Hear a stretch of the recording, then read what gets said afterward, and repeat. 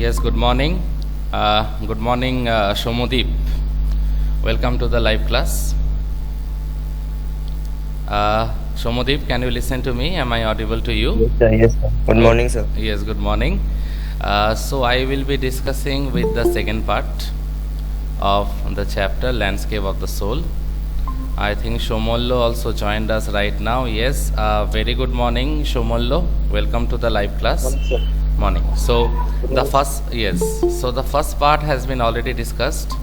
I think Raghav also joined us right now. Yes, Raghav, very good morning. Welcome to the class. Good morning, sir. Good morning. Good morning. So the most important thing is that the first part of Landscape of the Soul been already discussed, and you all know about it. So I will be discussing the final part, and I am now about to display the screen.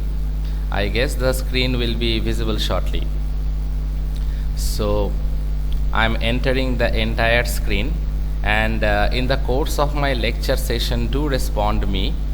And but before that, please confirm me whether the screen is visible or not. I guess the screen is visible. Now I am moving on to the text. I guess the text also is visible to all of you. Can you all see the text? I guess it is visible.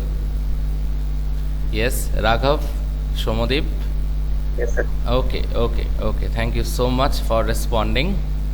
So I will be now continuing, and I'm scrolling down because these portions already I had discussed, and side by side, yes, I have completed up to this portion.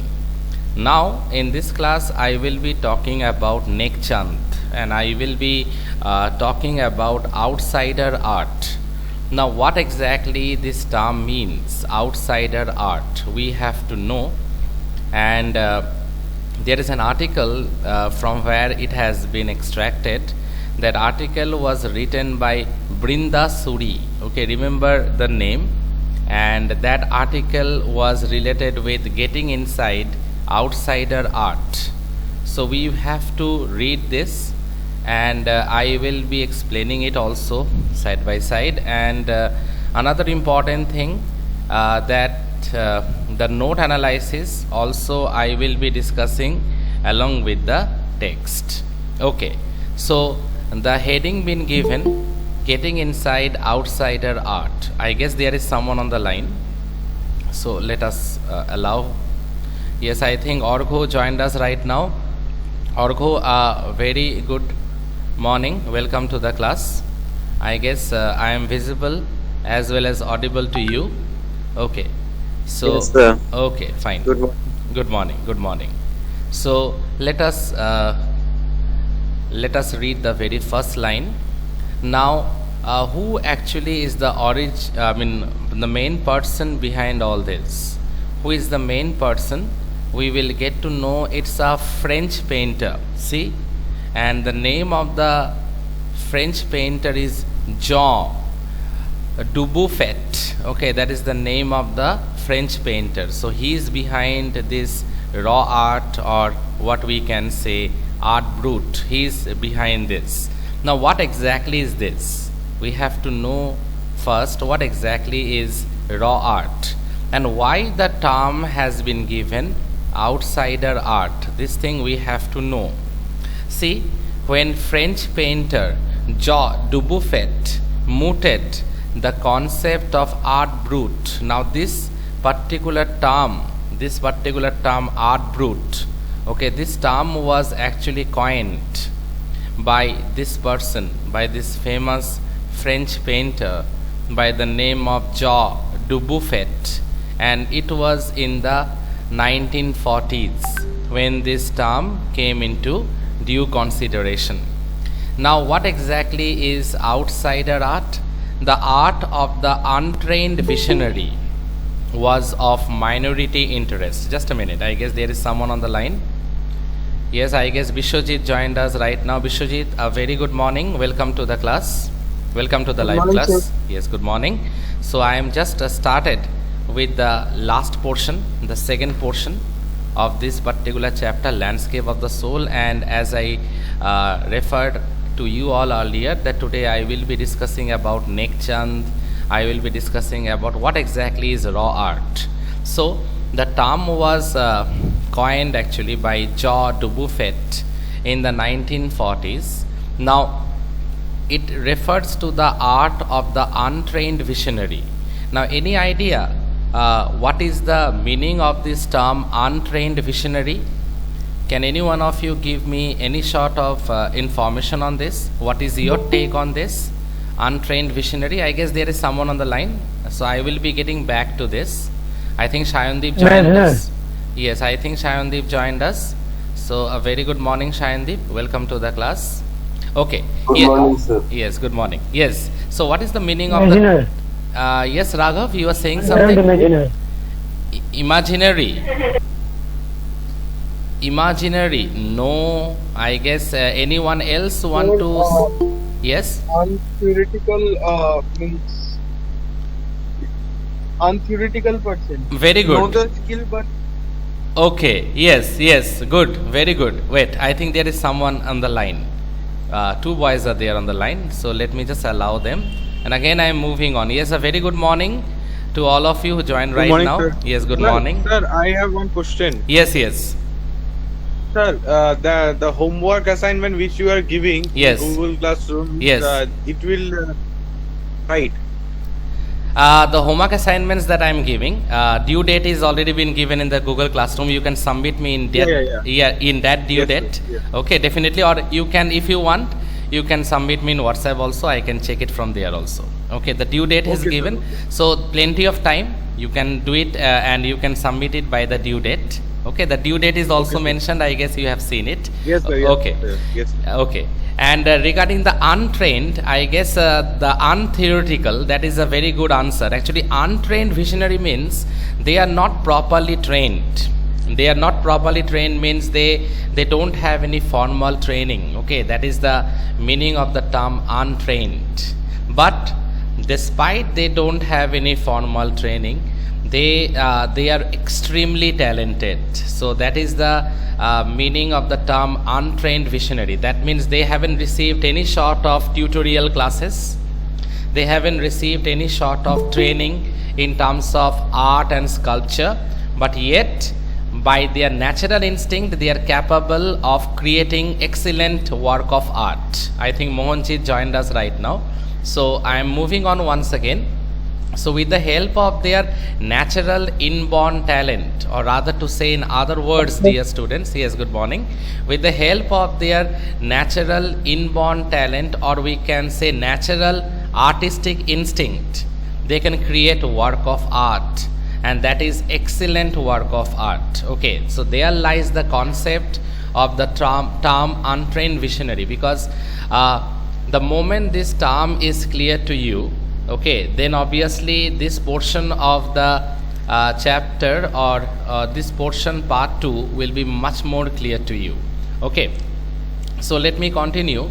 The art of the untrained visionary was of minority interest. Now before 1940s, no one cared about the art and the artistic creation of those people who are not formally trained. But the situation was intensified by the famous French painter, as I told you, the name is Jean Dubuffet. He actually intensified this movement. Okay, and obviously I mean in the 1940s the concept of art brut came into existence, and the work of the untrained visionary was actually given due importance. This is something very important. The work of the untrained visionary was not so much given importance earlier, but after 1940s or in the mid of the 1940s, from that time onwards, situation changed a bit.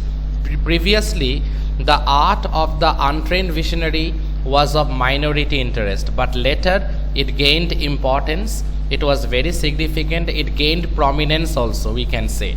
Now let us move on. I guess up to this it is clear to all of you. From its almost veiled beginnings, outsider art, remember this term, you can say raw art, you can say art brut, or you can say outsider art also, has gradually become the fastest growing area of interest in contemporary art internationally. Now, this is very, very important. Slowly and slowly, outsider art became very popular, and became quite famous all over the world. Okay, and remember, its beginnings were a very humble beginnings. From its veiled beginnings, ultimately it had attained cult status. Outsider art is very popular now all over the world. See, written here, from its almost veiled beginnings, outsider art has gradually become the fastest growing area of interest in contemporary art internationally. And internationally, it got due recognition, or we can say, in other words, dear students, globally it got due recognition. Slowly and slowly, from its veiled beginnings, it has become the fastest growing area of interest in contemporary art internationally, and it attained cult status. I repeat one more time, it attained cult status internationally. Okay, so I guess the first paragraph is very much clear to all of you. Still, if you have any doubt, you can ask me. Any questions on your part? Any questions? Any questions at the back of your mind? Okay, fine. So you all understood? Okay, good. So now let us move on. This is a special genre. Okay, and what is the name of the genre? You can say raw art, you can say art brut, you can say outsider art also. Remember, these are the work of art, whether it is related with painting, particularly it is related with sculpture. Okay, preparation of sculpture or sculpture making. And remember that these people who are actually involved in this, they are untrained, but they have the artistic talent, and they are visionary at the end of the day. So it's an untrained visionary, the work of the untrained visionary. Okay, that is now it is very much popular, and it has already received a lot of accolades. It has received a lot of critical appreciation, and it is the fastest growing area of interest if we consider internationally. If we consider this form of art globally, it has now achieved a great standard. Okay, but remember, its beginning was very humble. This movement related with the recognition of the outsider art, it started in 1940s. Okay, now let us move on. This genre is described as the art of those who have no right to be artists, as they have no formal training, yet show talent and artistic insight. Okay, I guess I clarified this in the previous paragraph only, but still, since it is mentioned once again in a roundabout manner in the second paragraph, so I will be clarifying it once again. This genre is described as the art of those people who have no right to be artists. Now, why they have no right? Because logically they are not properly trained. They are not trained, but that is the reason they are untrained visionary. They are genius. They are not trained, but they have that inborn artistic talent in them. I repeat one more time, dear students, they have the inborn artistic talent in them. So see, this genre is described as the art of those who have no right to be artists, as they have received no formal education, no formal training in terms of art and sculpture, yet show talent. Not only they show talent, but also they have a deeper artistic knowledge. Artistic insight means they have a proper artistic knowledge. We can say these things are quite naturally born. They have naturally born talent in case of art and sculpture. But if we consider from the broader perspective, they have received no formal training, yet they are very talented in terms of art and sculpture preparation, or in terms of art and sculpture. They have a inborn natural creative natural instinct. You can write it down, because I told you that always keep a copy and a pen by your side. Okay, it will be helpful because everything is not here in the text. I am explaining also, so those portions you can jot it down. They have inborn, natural, creative, artistic talent. What I told? They have inborn, natural, creative, artistic talent. Despite they haven't received any formal training in terms of making art, in terms of art and sculpture, but they have that natural creative instinct in them, and obviously they have a good deal of knowledge related with artistic beauty. They have a good deal of knowledge regarding art and sculpture and all this. Okay, just wait, I guess there is someone on the line. Just let me allow. Yes, a very good morning, Anushko. I guess you joined the class right now. A very good morning. Welcome to the class. Good morning, sir. Good morning. Good morning. Now you see, their works are a stimulating contrast to a lot of mainstream offerings. So obviously mainstream work is there, but their work is totally different. We can say offbeat. I guess you heard about the term, right? Offbeat. Yes, you heard about it. Now their work is not related with the mainstream course of art and sculpture, but yet their work is very much significant. Okay, their work is actually a stimulating contrast to a lot of mainstream offerings. The mainstream work is there. Their work is a bit separated from the mainstream genre. But having said that, their work is now famous internationally and globally, and this movement, it started from 1940s and it has gained momentum, and obviously it has become very popular worldwide.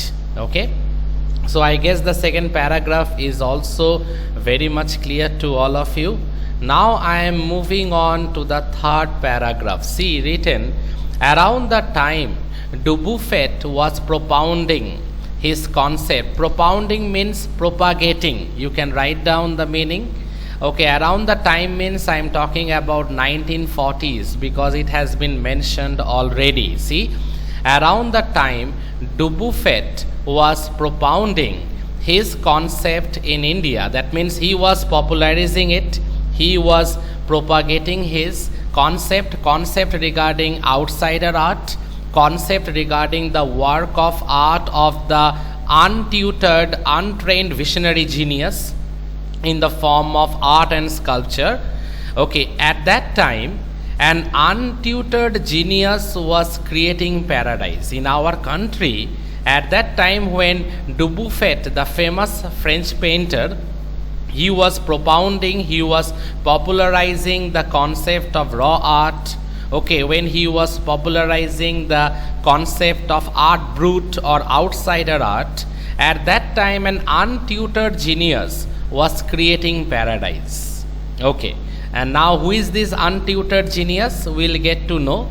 But can any one of you say what is the meaning of the term untutored genius? Can any one of you give me some hint on that? What is the meaning of the term? Sir, Yes. had a natural instinct. Very good. Doing something.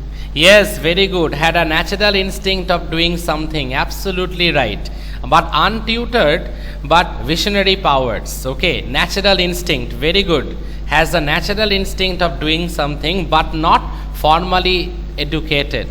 Or rather to say, in the words of art and sculpture, not formally trained, but yet a genius. Okay, see, that means having a natural instinct to do something creative. Okay, that is what untutored genius is all about. See, an untutored genius was creating paradise. That means during that time, when Dubuffet entered our country, in order to popularize and propound his concept regarding outsider art or art brut, at that time in our country an untutored genius was creating miracle. Okay, in the field of art, in the field of sculpture, an untutored genius was creating paradise. Okay, see, years ago, the little patch means a small part of the land. We can say a little patch of land. It is actually a little patch of jungle that he began clearing. Okay, he was clearing that part of the jungle to make himself a garden. Okay, so because he wanted to create a garden, that was the reason he was cleaning a small patch of land, or we can say a forest area.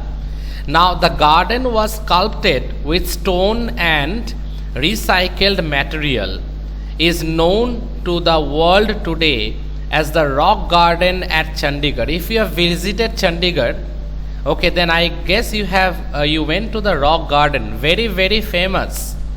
Okay, see the rock garden sculpture made of broken bangles by Nek Chand with the help of simple day-to-day raw materials. Work of art was created with the help of broken bangles. Work of art was created, and it was created by an untutored genius by the name of Nek Chand. Okay, so see this line I am repeating. So what he did, actually he cleared some part of the forest area, or rather to say he cleared some part of the jungle. Okay, and after clearing that part, then he went on with his work of art. See why he did it? Because he wanted to make himself a garden sculpted with stone, recycled material, not only with stone but recycled materials, bangles and other things. And that particular work of art today is popular. It's a tourist attraction also, and today it is known as the famous rock garden at Chandigarh, and it was actually a work of art. Okay, work of extreme level of creativity, and it was done by none other than Nek Chand. Okay, now let me move on. It's 80-year-old director Nek Chand. Underline his name because already I referred to his name yesterday in my class. So it's a very important person. 80-year-old creator director is now considered, and not only that, he is appreciated and hailed as India's biggest contributor to outsider art. Very important. Nek Chand is now hailed, or rather considered as India's biggest contributor. Okay, remember it, dear students, he is considered as India's biggest contributor related with outsider art, something that we should all know about. The 50th issue of Raw Vision. Now what is the Raw Vision? It is actually a magazine that deals with art and sculpture, a magazine that deals with news related with art and sculpture. Now the 50th issue of this magazine, particularly that was published in the spring collection in the year 2005. It's a UK based magazine, pioneer in outsider art publications. Okay, this magazine, the name is very much clear. Look at the name, it is Raw Vision. That means this UK based magazine actually specializes in outsider art publications. Okay, and in the cover story they had published about Nek Chand. See, features Nek Chand and his rock garden sculpture Women by the Waterfall on its anniversary issue cover. Now this is something, a great prestigious event for Nek Chand.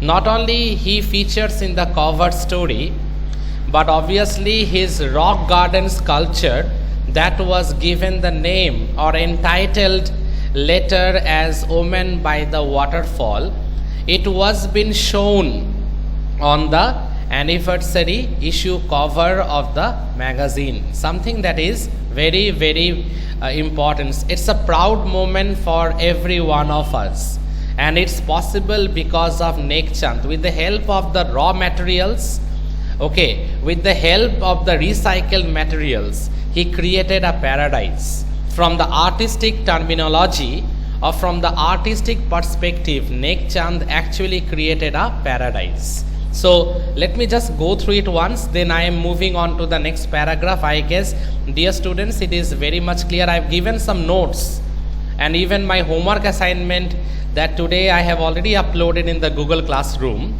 and I will be sharing in WhatsApp in the later part of the day with you all. It is related with this particular phase or related with this particular part 2 of the chapter Landscape of the Soul. So I request everyone so that you all properly concentrate, and if there is any doubt, definitely you ask me. Now, the 50th issue of that UK based magazine, that is a pioneer in outsider art publication, features Nek Chand and his rock garden sculpture, that is Omen by the Waterfall, and it was published, a cover story was been published, and also his sculpture, that is the famous rock garden sculpture entitled or given the name Omen by the Waterfall. It also was published, it was displayed, rather to say precisely, dear students, it was displayed on the anniversary issue cover of the UK based magazine that actually specializes in outsider art. Okay, the name of the magazine, remember, it is Raw Vision. Okay, now I am moving on to the final paragraph. Dear students, any doubt till now, you can ask me. Is it clear whatever I discussed till now? It is clear to all of you? Okay, fine, good, that's good, that's positive. So let us move on to the final segment, and after that I will be moving on to the note segment, okay, where this part of the chapter again I will be analyzing for your convenience. See, the notion means the ideology, that is the meaning of the term notion. The notion of art brut or raw art was of works that were in their raw state as regards cultural and artistic influences. Raw art means the work of art is not refined, it is in the raw state. Anything and everything from a tin to a sink to a broken down car could be material for a work of art. Okay, remember one thing, it can be any recycled material, it can be anything. There lies the talent of those untutored genius who actually played a very prominent and a pivotal role in popularizing the outsider art or art brut or raw art, to be very precise. Anything, any sort of thing, it can be a tin, it can be some parts of the broken down car, all this or it can be you can say any other raw materials. All these things are being used to create a work of art that Nek Chand popularized in our country. And obviously not only that, he became very popular while creating a work of sculpture or a work of art using all those raw recycled materials. Okay, it can be the materials from a broken car, it can be anything related with tin, it can be related with other recycled materials. See, it is written, I am repeating this, anything and everything from a tin to a sink to a broken down car could be material for a work of art, as I told you all. Something Nek Chand has taken to dazzling heights, recognizing his art. And remember, this particular work of art, Nek Chand represents our country, and he has taken this outsider art, he has taken this raw art to highest level of excellence in terms of art and beauty. In terms of preparing sculpture, he has taken our country's pride to the highest level, and it is possible because of him. He can be said to be the creator and director, and represents our country, or rather to say represented our country in the form of outsider art, and he has glorified our country to a great extent. Okay, I guess I made myself very clear. Let us move on. Recognizing his talent or recognizing his art as, and here I quote, an outstanding testimony of the difference a single man can make when he lives his dream. the Swiss Commission for UNESCO will be honoring him. Already he has been honored. So this article was written way back in 2005. See, and for his outstanding achievement in the field of raw art or outsider art, he was actually been honored by the Swiss Commission for UNESCO by way of a European exposition of his works. Now, exposition, what does exposition means? Exposition came from the word expose, display. Then ultimately his raw art was displayed, and definitely it was a great proud moment for him, and obviously it's a proud moment for our country, and the Swiss Commission for UNESCO honored him for this. The 5-month interactive show, and that interactive show was been given the title Realm of Nekchand. Realm means getting inside the creative world of Nekchand. Beginning October will be held at leading museums in Switzerland, Belgium, France and Italy. Now this thing already happened. This is an article that was published in the year 2005 on 28th August. So this thing already happened. So as I told you that he actually put our country in the global map, okay, in terms of you can say raw art, in terms of outsider art. He is the main creator and director and put the glory of our country in the world map. Okay, see, the biggest reward is walking through the garden and seeing people enjoy my creation, Nekchand says. So when Nekchand was being interviewed, that how he was feeling, right? He told that the greatest award or the biggest award is walking through the garden and obviously watching people seeing my creation. I think that is the biggest award, okay, or rather to say the biggest reward. That is what he told the interviewer. That means that he was very grounded. He was indeed very simple, and he was very much grounded, because according to him, the biggest reward is not monetary gains. The biggest reward is people walking through the garden and watching people enjoying his creation, enjoying his work of sculpture, or rather to say enjoying his work of art. That is the greatest, that is the greatest satisfaction on the part of Nekchand.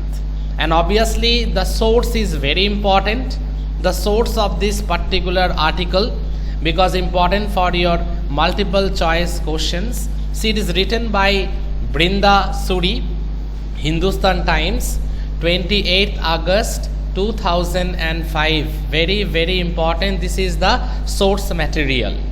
Now, is there any doubt, dear students? Because the second part already just now I had completed. Is there any doubt? Do you want to ask me any questions? Any doubt? Okay, fine. I am now showing you the note section, because the note section is also very important. I guess the note section is visible to all of you. So I will be dealing with the part that I had discussed, okay, today itself. And this is the part, the concept of art brut. This thing I had discussed today itself. This is the second part of the chapter, as you know, and the author writes about the concept of raw art or art brut, which means, as you know, the art of those who have no right to be artists, as they haven't got or they haven't received any sort of formal education in terms of art and sculpture, or they haven't received any sort of formal training, yet they are very talented and they have artistic insight, they have artistic knowledge, okay. Then we get to know the works of the artists who think out of the box. As I told you, their work is totally separated from the mainstream work of art. I guess I made myself very clear. Their work is totally different or totally separated from the mainstream work of art. See, the works of the artists who think out of the box are totally different from those of their predecessors. Okay, in simple terms or in simple terminology, we can say it is unorthodox art. Very, very important. Remember this term. As I told you, their work of art is totally out of the box, totally different from the normal mainstream work of art and sculpture. So we can term it in simple terms, or rather to say, dear students, in simple terminology, we can term it as unorthodox art. Okay. Now remember, it was in 1940s, Jean Dubuffet, a French painter, first created this particular concept, and he went on traveling around many countries, okay, dear students, to popularize this concept or this form of art that is known as raw art or art brut. Okay, the outsider art has gradually become the fastest growing area of interest in international modern art. I already told you that in due course of time, the outsider art has gained a lot of prominence. Okay, it has become the fastest growing area of interest in terms of popularizing modern art, something that we should all know about. And also we get to know, around the time Dubuffet was popularizing this concept, what is the concept? Raw art, art brut. An untutored genius, Nek Chand, was making contribution to outsider art, creating paradise. An untutored genius, if we take the line, or if we see the line in the text, it is written, an untutored genius was creating paradise in our country. That untutored genius is none other than Nek Chand. Okay, his creation of changing a patch of jungle or clearing a forested area in Chandigarh and making it into a garden, sculpted with stone and recycled material.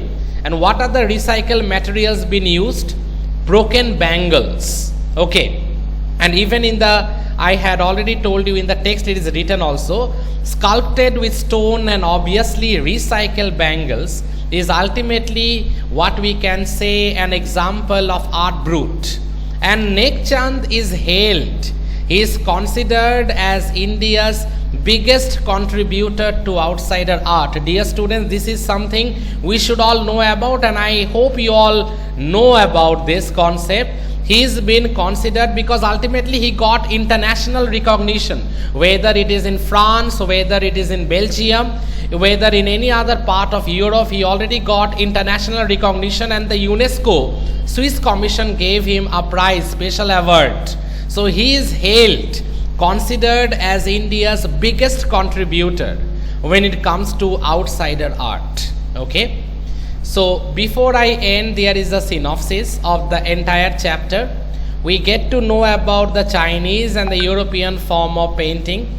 We get to know about Wu Daozi in this chapter, who disappeared inside his own painting. We get to know about another Chinese painter who was so scared that he haven't drawn the eye of the dragon because of the fear that the dragon might fly out of the painting. We get to know about the 15th century famous Belgian painter who actually initiated the concept that is related with illusionistic likeness. Okay, then obviously yesterday we get to know about the concept of Daoism. We get to know about that active participation on the part of the viewer, and also an exercise that should be both mental and physical is required in order to understand and appreciate a Chinese work of art or a Chinese painting. You have to get inside the mind and psyche of the painter. And apart from that, we get to know about the two complementary poles, yin and yang. Okay, and obviously that constitutes the universe. Interaction happens, and obviously that interaction is initiated with the presence of the unpainted portion in the Chinese landscape that is known as the middle void. Without the middle void, the interaction between the yin and the yang won't have been possible. So it is actually the middle void that actually plays a very important role finally in the meeting or finally in the interaction between the yin and the yang. Okay, yin is feminine, yang is masculine. You all know about it. The man is ultimately the medium of communication between the two complementary poles, as you know, heaven and earth. Their meeting point, and you can see his presence too in Chinese painting. Obviously, there is a huge contribution of man in terms of Chinese painting. This vocabulary is also I have given in the note section today. You can all read it. Okay, some question answers are here also. This thing already I shared in the very first class. Okay, so you can check it out, and this chapter is done. So if there is any doubt, you please do ask me.